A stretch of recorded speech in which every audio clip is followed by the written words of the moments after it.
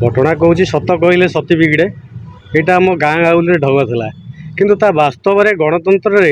आ गणतंत्र गणमाध्यम सुरक्षित नुहे यहाँ हूँ वास्तव सत्य। कारण हूँ जे आज की संवाद आज नुआ नुहे से दीर्घ दिन धरी संवाद सहित सांबादिकता ओतप्रोत भाव जड़ित थे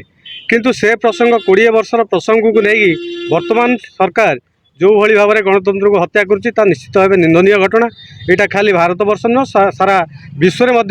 निंदा करने उचित जो उद्देश्यमूलक भाव गणतंत्र को हत्या गणमाध्यम सब बेले असुरक्षित या प्रतिवाद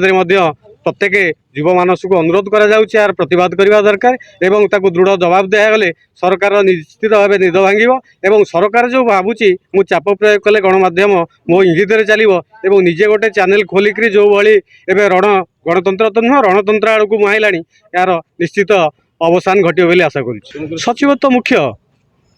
जिते सचिव को मुख्य कराए मंत्री विधायक यदि चाटुकार सजन से कौन आशा कर गणतंत्र तेणुक जहाँ आशा करा ही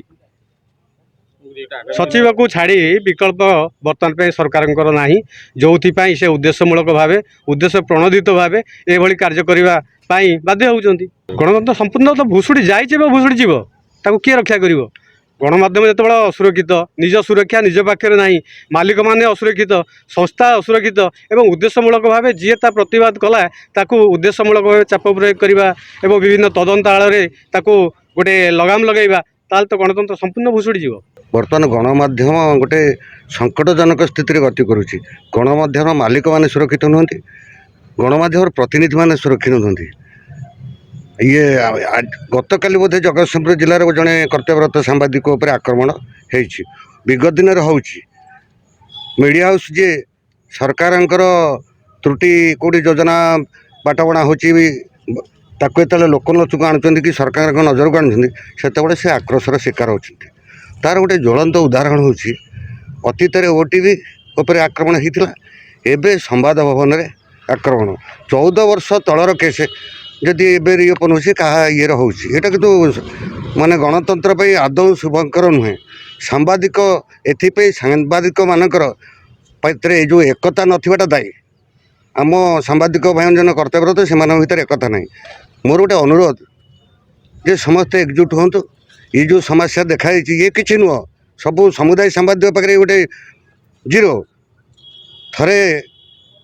गोटे पारा पंझाई उड़ी जाऊे शिकारी पसईला गहम पकईकि जाल पकई दूर डोरटा रखीला ये डोर न दूर बस देखुला तादेह गोटे बुढ़ा शिकार समस्त छंदी हो गले से जाल से कहले कौन केमी उपाय ना उपाय एटी आना चल एक स्वर समेत उड़ी जा शिकारी अपहंच जो से आम आम मूषा मौसा गुड़ा कि काटा गोटे मुक्त हवा से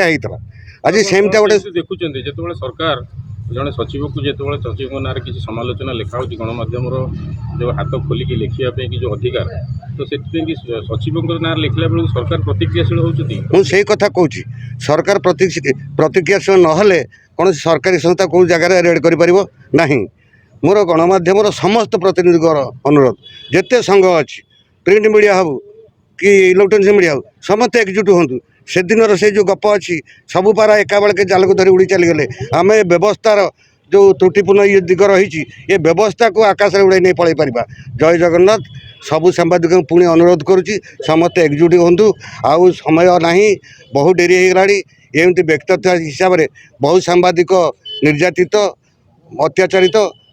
मालिक मान भी गणमाध्यम मालिक मान भी अत्याचारित और निष्पेषित मोर अनुरोध गणतंत्र आगे मैं सुरक्षा देवाई ओडिशार जनसाधारण समस्त अनुष्ठान आगे आसत जो संवाद भली गोटे संस्था को इंटेंशनली जो भाई भाव में आक्रोशमूलक भाव में रेड करती जो पदक्षेप निया अमानुषिक कार्य बोली साधारण चर्चा चली 15 वर्ष तलर केस को आज उठे जड़े जदि गणतंत्र एमती कौन व्यवस्था ना जे सत्यर संधान रे जे सत्य प्रकाश कला ता प्रति एभली भाव आक्रोशमूलक कार्यक्रम हम ताहले जो भाई भाव गणमाध्यम प्रतिनिधि मान तो सत कहे नहीं कहीं डरवे सरकार जो पदक्षेप ताकू डरवे तेणु ये जो जिनसा जिते दिन पर्यंत आम तुम सांगे थिलु आम चोर नु साधु थिलु जेबे तुम माने सत प्रकाश कलु से आम चोर हो गलु এই যে পদ্ধতি ଏ ପ୍ରକ୍ରିୟାକୁ ବନ୍ଦ କରାଯାଉ। ଏଇଟା ସାଧାରଣରେ ସାରା ଓଡ଼ିଶାରେ ଏଇଟା ଚର୍ଚ୍ଚା ଚାଲିଛି ଯେ ତମେ ଯଦି ଜାଣିଥିଲ 14 ବର୍ଷ 15 ବର୍ଷ ତଳର କେସ୍ ତାହେଲେ ଆଜି ପର୍ଯ୍ୟନ୍ତ ଏଇ ଯେଉଁ 5 ବର୍ଷ ହେଲା ସେଇ ବିଧାୟକ ଅଛନ୍ତି ତ ସେଇ ଦଳର ସରକାରୀ ଦଳର ତ ତମେ ଲୁଚେଇକି କାହିଁ ରଖିଥିଲ। ତେଣୁ ବର୍ତ୍ତମାନ ପ୍ରକୃତରେ ଯଦି ରହସ୍ୟ ଉନ୍ମୋଚନ ଏବେ କଲ ସେ କହିବା ପରେ ତାଙ୍କର ଗଣମାଧ୍ୟମରେ ଯେଉଁ ପ୍ରକାଶ କଲେ ଯେଉଁ ସେଇଆକୁ ଲକ୍ଷ୍ୟ କରିକି ତମେ ଆଜି ଯେଉଁ କାର୍ଯ୍ୟକ୍ରମ ନେଇଛ ତାହା ସାଧାରଣରେ ଘୃଣ୍ୟ। ଏବଂ ସୌମ୍ୟବାବୁ କେମିତି ବ୍ୟକ୍ତିତ୍ୱ ବୋଲି ଆପଣ କହିବେ? ସୌମ୍ୟବାବୁ ତ ଜଣେ ବହୁତ ଲିଟରେଟ୍ ପର୍ସନ୍ ଏବଂ ତାଙ୍କର ଯେଉଁ ଯୋଗ୍ୟତା ତାଙ୍କୁ ସାରା ରାଜ୍ୟ ଜାଣିଛି ଏବଂ ସେ ଆଜି ନୁହେଁ ଅନେକ ଦିନରୁ ଅନେକ କଥା ପରିପ୍ରକାଶ କରିଛନ୍ତି ସରକାରଙ୍କର ଏ ସରକାର ବୋଲିକିରି ନୁହେଁ ଅନେକ ସ୍ତରରେ ସେ ମଧ୍ୟ ଏସବୁ ଆଲୋଚନା କରନ୍ତି ପର୍ଯ୍ୟାଲୋଚନା କରନ୍ତି ତାଙ୍କର ସାହିତ୍ୟ ମାଧ୍ୟମରେ।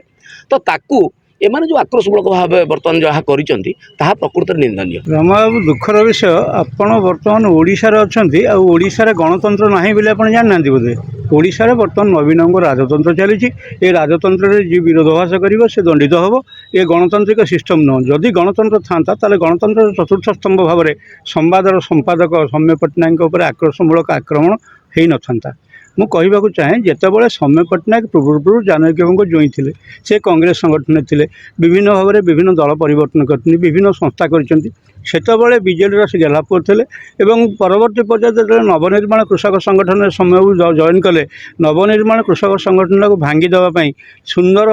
ଡିପ୍ଲୋମାଟିକ୍ ୱେରେ ନବୀନ ବାବୁ ତାଙ୍କୁ ପୁଣି ନେଇଗଲେ ଦଳରେ ବିଜେଡ଼ିରେ ସାମିଲ ହେଲେ ଏବଂ ଖଣ୍ଡପଡ଼ାରୁ ବିଧାୟକ ଜିତିଲେ। ସୌମ୍ୟବାବୁ ବ୍ୟକ୍ତିଗତ ଭାବରେ କ'ଣ ହୁଅନ୍ତି ସେଥିରେ ମୋର କିଛି କହିବାର ନାହିଁ। ବ୍ୟକ୍ତିଗତ ଆକ୍ଷେପ ବ୍ୟକ୍ତିଗତ ଆକ୍ରୋଶ ସୌମ୍ୟବାବୁଙ୍କ ଉପରେ ଦଳର ବ୍ୟକ୍ତିଗତ ଆକ୍ରୋଶ ଥାଇପାରେ ଯେହେତୁ ପାଣ୍ଡିଆନ ଦଳର ବର୍ତ୍ତମାନ ପିତାମହ ବୋଲି କୁହାଯାଉଛି ତାଙ୍କ ବିରୁଦ୍ଧରେ ସେ କଲମ ଚାଳନା କରିଛନ୍ତି। କିନ୍ତୁ ସମ୍ବାଦ ସଂସ୍ଥା ଉପରେ ଯେଉଁ ଆକ୍ରମଣ ହେଉଛି ମୋତେ ଲାଗୁଛି ଓଡ଼ିଶାରେ ଗଣତନ୍ତ୍ର ନାହିଁ ଓଡ଼ିଶାରେ ରାଜତନ୍ତ୍ର ଶାସନ ଚାଲିଛି ଆଉ ଇଏ ରାଜରାଜୁଡ଼ା ଶାସନ ଭିତରେ ପେଶି ହେଇଯାଉଛି ସାମ୍ବାଦିକମାନେ ଆଉ ସାମ୍ବାଦିକ ମାନେ ସମ୍ବାଦପତ୍ର ଗୁଡ଼ାକ ପେଶି ହେଇଯାଉଛି। ସୌମ୍ୟବାବୁଙ୍କ ବ୍ୟକ୍ତିଗତ ଚରିତ୍ର ଆକ୍ଷେପ କରିଥିଲେ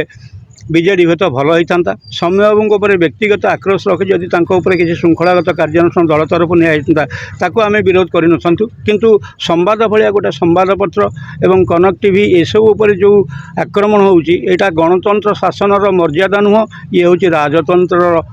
ବ୍ୟଭିଚାର ବୋଲି ମୁଁ କହିବାକୁ ଚାହୁଁଛି।